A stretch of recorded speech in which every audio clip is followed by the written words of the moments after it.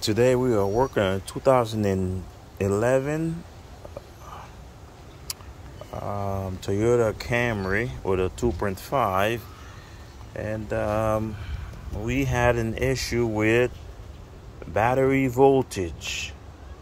While the vehicle is running, it's still showing that the battery is bad or not charging. So first thing first you want to do is check all your fuses, which underneath here you will check all your fuses, which we've done that already. We open up everything up, the fuse box. We check the alternator fuse, everything still to be good. And of course you want to check your belt on your alternator. It's still intact. We did that, we checked that already. So the belt, everything's there, and your wire connection, which is this one here with your constant 12 volt from your battery, that's all good. And we check wiring system here, the plug to the alternator, everything's still good. The diagnostic on the charging system shows that it is not charging. So usually when you have this problem, it's a common thing with these Toyotas or Hondas or any vehicle. And when you have this problem, you want to make sure that you diagnose the problem the correct way. And of course, right away, most mechanic will always automatically tell you that it's the alternator. And even me too, I would think it's the alternator. And it is the alternator in this case. But for the purpose of the diagnostic, you want to do everything right first before you tell the customers the alternator and it's not. So you want to cover all your bases first.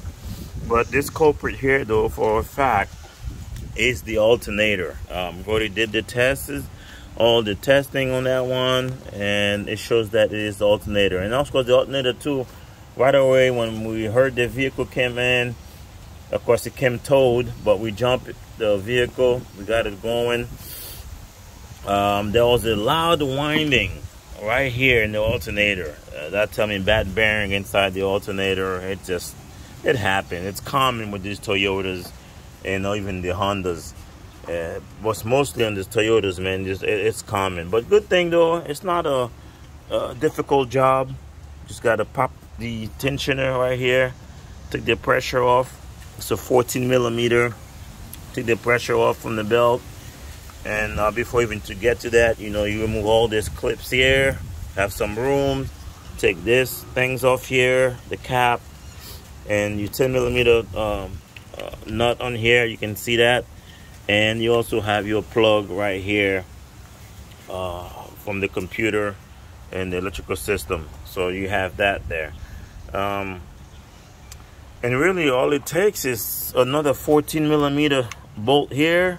And in the bottom of it, you should have another, which is, I believe, another 14 millimeters. So it's two 14 millimeters on this one. And that's all it takes to get that one out. Matter of fact, yeah, two 14 millimeters. So you just got to get one. As you can see it, one is about right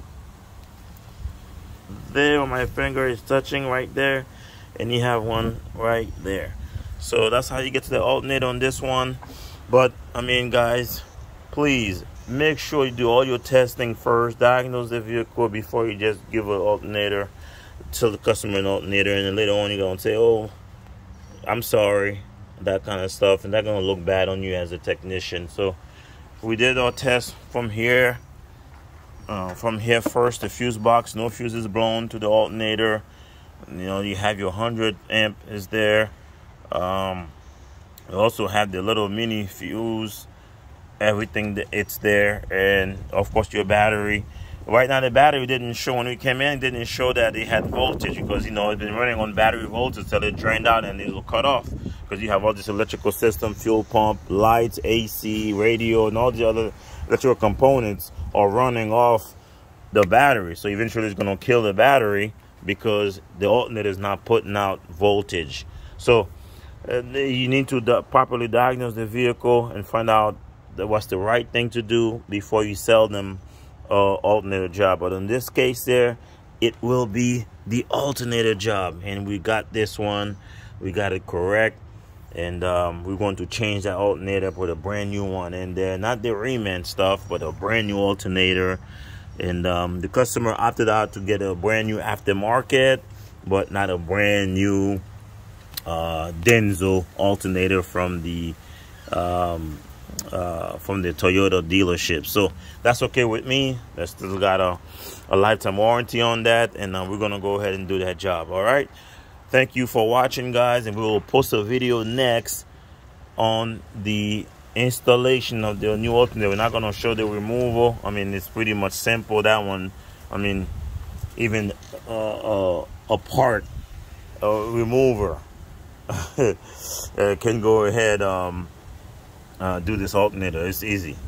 If you need some room, I mean, there's no room really. Everything is, I mean, there is plenty of room. You don't need any room. This is out easy. So in some videos or some cars that will be difficult, but this alternator here is pretty much simple. Only really 2 bolts holding this thing in the belt. So like I said in the video, you already know what to do in this one. Excuse me, the background noise, airplane flying over. So that's where we at in Southwest Florida. But there we go, guys. Thank you for watching. If I miss anything on this diagnostic of removing the alternator, let me know. Okay, so we'll show a video of installing the new one when we put it in, and we also will show you how it's charging. We're not showing you what it's charging now because it's pretty much nothing. It's just saying bad battery. Battery is still good though, and it offers charging system is not charging. So here we go. Here we have it.